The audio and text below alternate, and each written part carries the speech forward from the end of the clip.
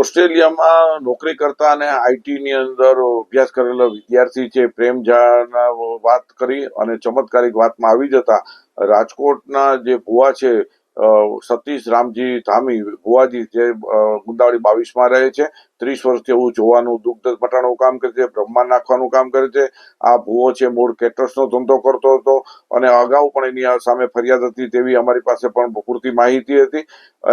ખાસ કરીને શિક્ષિત પરિવાર છે એની પાસે દીકરા પાસે માતા પિતા પાસેથી સોનું 5-5 લાખ રૂપિયા આંગળીયા મારફત પણ પડાવેલ છે. આવી હકીકત સામે આવતા હવે લોકોએ જાગવાની જરૂર છે. શિક્ષિત સમાજ પણ બૌદ્ધ સમાજને અસર કરતા હોય જાગૃત થવાની જરૂર છે અને આપણે કઈ સદી તરફ જઈ રહ્યા છીએ તેવો પણ પ્રશ્ન ઉઠે છે અને લોકોએ જાગૃત થઈ હિન્દુ મુસલમાન કે ક્રિશ્ચિયન કોઈ પણ વ્યક્તિ આવા લેપાગુ ભુવાથી ભોગ બન્યા હોય કે મુંજાવરથી થયા હોય તો ફરિયાદ કરવા આગળ આવવું જોઈએ તેવી વિજ્ઞાન જાથા અપીલ કરે છે. કુલ 28 લાખ રૂપિયાની છેતરપિંડી હકીકત સામે આવી છે. સોનાની હકીકત હજી જાણવા નથી આવેલી, પરંતુ મોટી લાખો રૂપિયાની રકમ છે શિક્ષિત સમાજ પાસે કરેલ છે. ધંધો બેરોજગાર જેવી પરિસ્થિતિમાં નિર્માણ કરી દીધું છે.